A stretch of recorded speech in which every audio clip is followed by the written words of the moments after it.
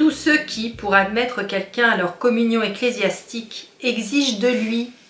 des choses que Jésus-Christ n'exige point pour lui faire obtenir la vie éternelle, peuvent bien former une société qui s'accorde avec leurs opinions et leurs avantages temporels. Mais je ne conçois pas qu'on lui puisse donner le titre d'Église de Jésus-Christ, puisqu'elle n'est pas fondée sur ses lois et exclut de sa communion des personnes qu'il recevra lui-même un jour dans le royaume des cieux.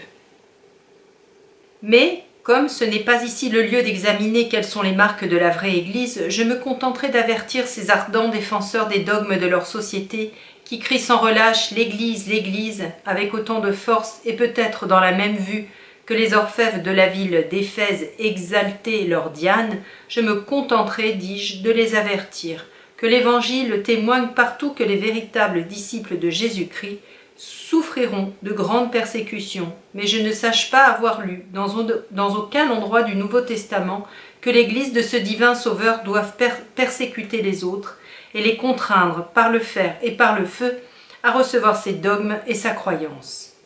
Le but de toute société religieuse, comme nous l'avons déjà dit, est de servir Dieu en public et d'obtenir par ce moyen la vie éternelle. C'est donc là que doit tendre toute la discipline. Et c'est dans ces bornes que toutes les lois ecclésiastiques doivent être renfermées. Aucun des actes d'une pareille société ne peut ni ne doit être relatif à la possession des biens civils ou temporels. Il ne s'agit point ici d'employer pour quelque raison que ce soit aucune force extérieure. Car la force appartient au magistrat civil,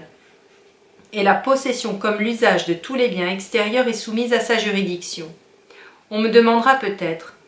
quelle vigueur donc restera-t-il aux lois ecclésiastiques et comment sera-t-il possible de les faire exécuter si l'on en bannit toutes sortes de contraintes?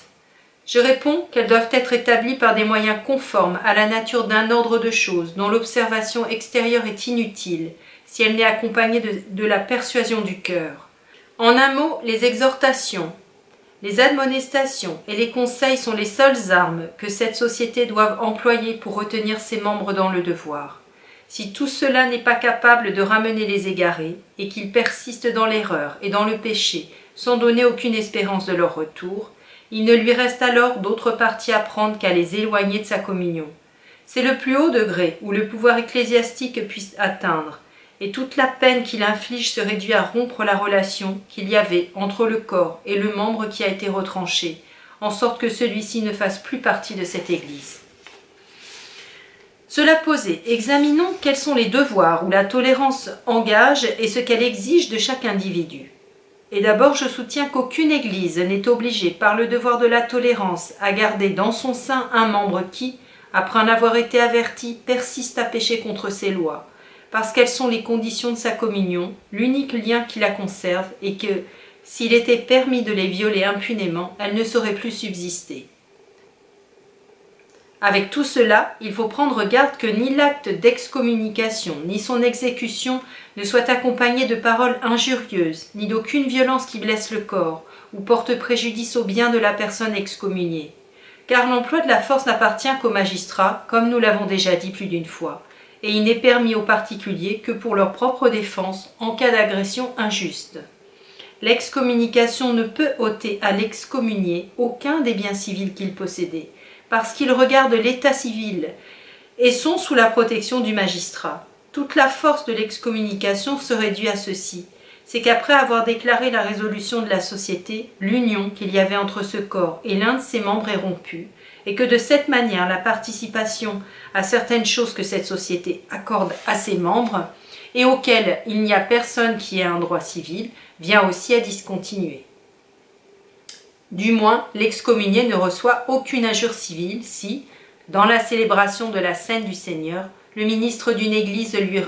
lui refuse du pain et du vin qui n'ont pas été achetés de son propre argent. En second lieu, il n'y a point de particulier qui ait le droit d'envahir ou de diminuer en aucune manière les biens civils d'un autre sous prétexte que celui-ci est d'une autre religion ou suit un autre rite. Il faut conserver inviolablement à ce dernier tous les droits qui lui appartiennent comme homme ou comme citoyen. Ils ne sont nullement du ressort de la religion, où l'on doit s'abstenir de toute violence et de toute injure à son égard, qu'il soit chrétien ou païen. Bien plus, il ne faut pas s'arrêter dans les simples bornes de la justice, il faut y ajouter la bienveillance et la charité. Voilà ce que l'Évangile ordonne, ce que la raison persuade, ce qu'exige la société que la nature a établie entre les hommes. Si un homme s'écarte du droit chemin, c'est un malheur pour lui, et non un dommage pour vous. Et vous ne devez pas le dépouiller des biens de cette vie, parce que vous supposez qu'il sera misérable dans celle qui est à venir. Ce que je viens de dire de la tolérance mutuelle que se doivent les particuliers, qui diffèrent de sentiments sur le fait de la religion, doit aussi s'entendre des églises particulières, qu'on peut regarder, en quelque manière, comme des personnes privées les unes à l'égard des autres. Aucune d'elles n'a aucune sorte de juridiction sur une autre, non pas même lorsque l'autorité civile se trouve de son côté, comme il arrive quelquefois. Parce que l'État ne peut donner aucun nouveau privilège à l'Église, non plus que l'Église à l'État. L'Église demeure toujours ce qu'elle était auparavant, c'est-à-dire une société libre et volontaire, soit que le magistrat se joigne à sa communion, ou qu'il l'abandonne, et qui plus est, elle ne saurait acquérir par son union avec lui le droit du glaive, ni perdre, par sa séparation, celui qu'elle avait d'instruire ou d'excommunier. Ce sera toujours un droit immuable de toute société volontaire de pouvoir bannir de son sein ceux de ses membres qui ne se conforment pas aux règles de son institution, sans acquérir pourtant aucune juridiction sur les personnes qui en sont dehors, par l'accession de quelques nouveaux membres que ce soit. C'est pourquoi les différentes églises doivent toujours entretenir la paix, la justice et l'amitié entre elles, de même que les simples particuliers sans prétendre à aucune supériorité ni juridiction les unes sur les autres. Pour rendre la chose plus claire, par un exemple, supposons qu'il y ait deux églises à Constantinople, l'une de calvinistes et l'autre d'arminiens. Dira-t-on que les uns ont droit de priver les autres de leur liberté, de les dépouiller de leurs biens, comme on l'a vu pratiquer ailleurs, de les envoyer en exil ou de les punir même de mort, parce qu'ils diffèrent entre eux à l'égard de quelques dogmes ou de quelques cérémonies, tandis que le Turc demeurerait tranquille spectateur de ces fureurs et rirait de voir les chrétiens se porter à un tel excès de cruauté et de rage les uns contre les autres. Mais si l'une des deux églises a ce pouvoir de maltraiter l'autre, je voudrais bien savoir à laquelle il appartient et de quel droit. L'on me répondra sans doute que les orthodoxes ont de droit l'autorité sur les hérétiques, mais ce sont là de grands mots et des termes spécieux qui ne signifient absolument rien. Chaque église est orthodoxe à son égard, puisque, quoi qu'elle soit, hérétique à l'égard des autres, elle prend pour vérité tout ce qu'elle croit et traite d'erreur l'opinion contraire à la sienne, de sorte que la dispute entre ces deux églises sur la vérité de la doctrine et la pureté du culte est égale de part et d'autre, ce qu'il n'y a point de juge vivant à Constantinople, ni même sur toute la terre, qui la puisse terminer. La décision de cette question n'appartient qu'au souverain juge de tous les hommes, et c'est lui seul aussi qui a droit de punir ceux qui sont dans l'erreur. Je laisse donc à penser quel est le crime de ceux qui joignent l'injustice à l'orgueil, si ce n'est pas même à l'erreur, lorsqu'ils persécutent et qu'ils déchirent avec autant d'insolence que de témérité les serviteurs d'un autre maître, qui ne relève point d'eux à cet égard. Il y a plus. Supposez qu'on pût découvrir laquelle de ces deux églises est véritablement orthodoxe. Cet avantage ne lui donnerait pas le droit de ruiner l'autre, parce que les sociétés ecclésiastiques n'ont aucune juridiction sur les biens temporels, et que le fer et le feu ne sont pas des instruments propres pour convaincre les hommes de leurs erreurs et les amener à la connaissance de la vérité. Supposons néanmoins que le magistrat civil incline en faveur de l'une de ces églises, qu'il lui confie son glaive et qu'il lui permette d'en agir avec les opposants de la manière qui lui plaira. Peut-on dire que cette permission, accordée par un empereur turc, donne le droit à des chrétiens de persécuter leurs frères? Un infidèle qui lui-même n'a pas autorité pour les punir à cause de la religion qu'il professe, ne saurait donner un droit qu'il n'a pas. D'ailleurs, il faut entendre ceci de tous les États chrétiens. Le pouvoir civil est partout le même, en quelque main qu'il se trouve, et un prince chrétien ne saurait donner plus d'autorité à l'Église qu'un prince infidèle, c'est-à-dire aucune.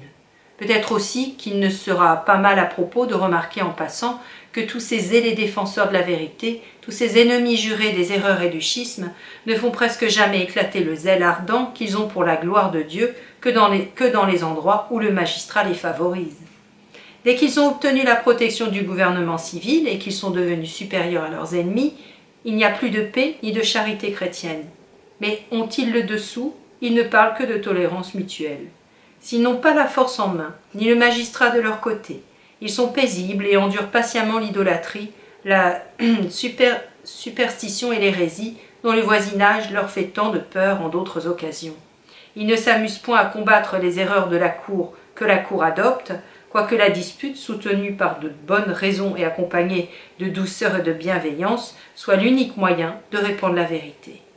Il n'y a donc aucune personne, ni aucune église, ni enfin aucun État qui ait le droit, sous prétexte de religion, d'envahir les biens d'un autre, ni de le dépouiller de ses avantages temporels. S'il se trouve quelqu'un qui soit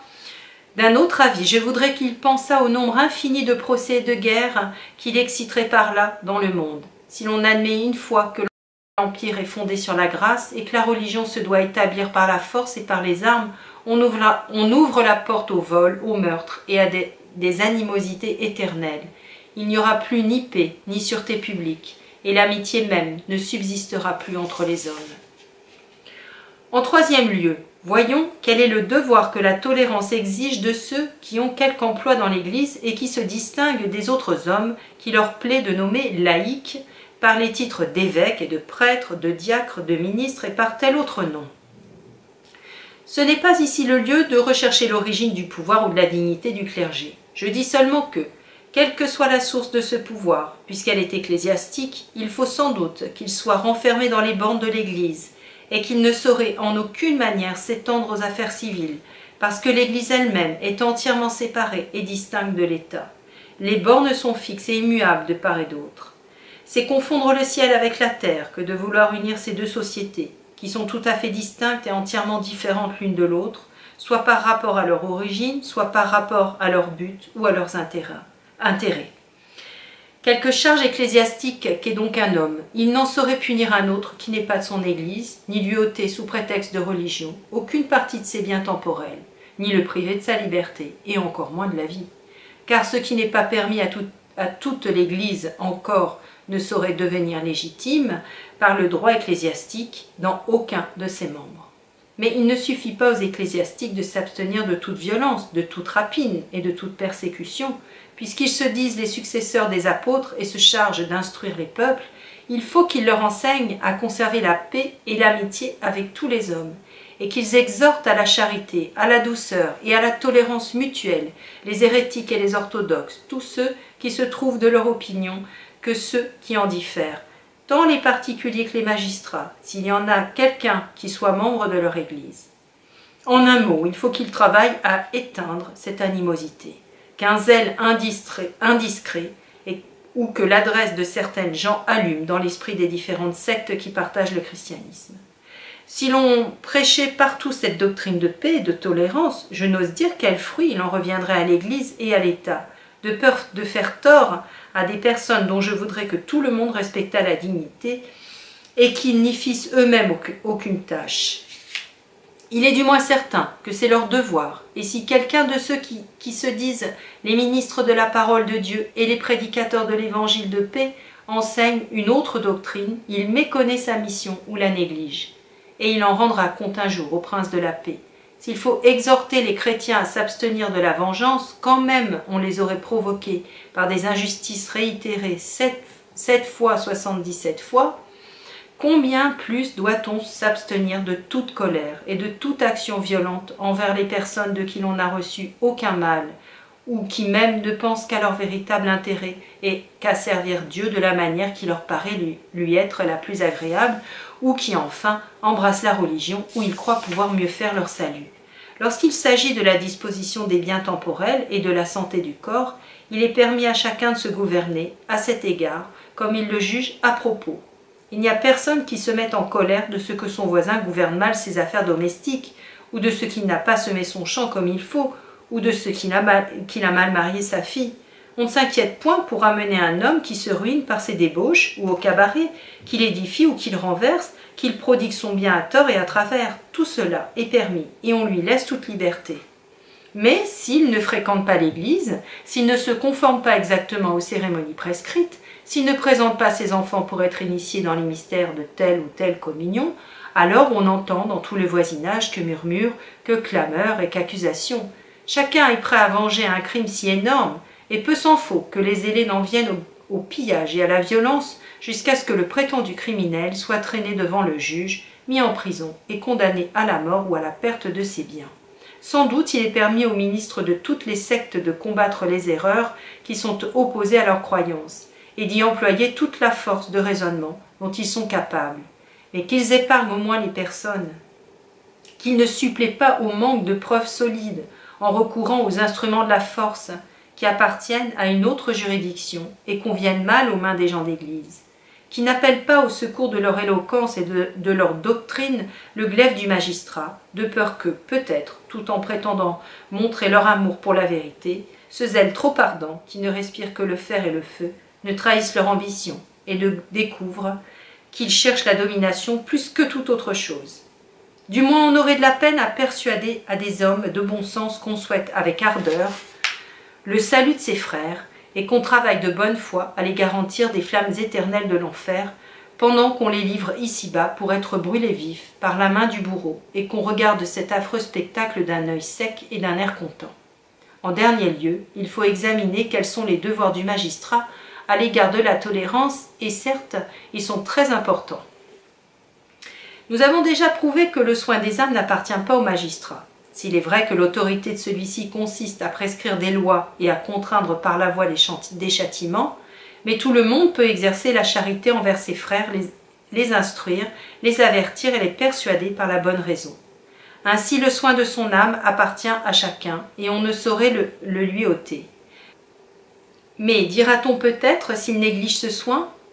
Mais s'il néglige la santé de son corps et ses affaires domestiques, où la société civile est beaucoup plus intéressée, faudra-t-il que le magistrat publie une ordonnance pour lui défendre de s'appauvrir et de tomber malade? Autant qu'il se peut, les lois mettent les biens et la santé des sujets à couvert de toute insulte et de toute fraude étrangère. Mais elles ne sauraient les garantir contre leur propre négligence et leur mauvaise conduite. On ne saurait forcer personne à se bien porter ou à devenir riche, bon gré mal gré qu'il en est. Dieu lui-même ne sauvera pas les hommes contre leur volonté. Supposons cependant qu'un prince veuille obliger ses sujets à acquérir des richesses et à se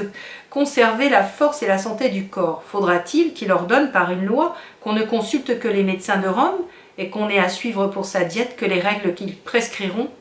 Faudra-t-il qu'on ne prenne aucun remède ni aucune viande que ce qui aura été préparé au Vatican ou dans une boutique de Genève? Et afin que les sujets vivent chez eux dans l'abondance et dans les délices, seront-ils tous obligés à être marchands ou à devenir musiciens? Faudra-t-il qu'ils deviennent tous rôtisseurs ou charpentiers parce qu'il y en a quelques-uns qui se sont enrichis à faire ces métiers-là et que leurs familles vivent dans l'aisance? On dira sans doute qu'il y a 1000 moyens de gagner de l'argent et qu'il n'y a qu'un seul chemin qui conduise au salut. C'est ce que disent en effet tous ceux qui veulent nous contraindre à suivre des routes opposées. Les uns celle-ci, les autres celle-là, car s'il y en avait plusieurs, il ne resterait pas le moindre prétexte d'y employer la force et la violence. Si par exemple, je veux aller à Jérusalem et que, suivant la carte géographique de la Terre Sainte, je prenne le droit chemin, où je marche de toutes mes forces, pourquoi me maltraite-t-on parce que je ne suis pas monté sur des brodequins ou que je n'ai pas fait certaines ablutions et reçu quelques tonsures? Parce que je mange de la viande en chemin, et que je me sers de la nourriture qui est propre à mon estomac et à l'état faible et débile de ma santé. Parce que j'évite quelques détours qui me paraissent conduire dans des précipices ou des broussailles. Parce que, entre plusieurs sentiers qui aboutissent au même endroit, je choisis celui qui me paraît le moins tortueux et sale, que je préfère la compagnie de ceux qui me semblent les plus modestes et de la meilleure humeur. Ou enfin, parce que j'ai pris, ou n'ai pas pris pour guide, un homme paré d'une mitre ou couvert d'une robe blanche. Car si l'on examine les choses de près, il se trouvera que ce qui divise aujourd'hui la plupart des chrétiens et les anime avec tant d'aigreur les uns contre les autres n'est guère plus considérable que tout ce que je viens de rapporter, et qu'on peut le pratiquer ou le négliger, pourvu que l'on soit exempt de superstition et d'hypocrisie, sans aucun préjudice à la religion et au salut des âmes. Ce sont, dis-je, des choses de ce genre qui entretiennent les haines implacables entre les chrétiens,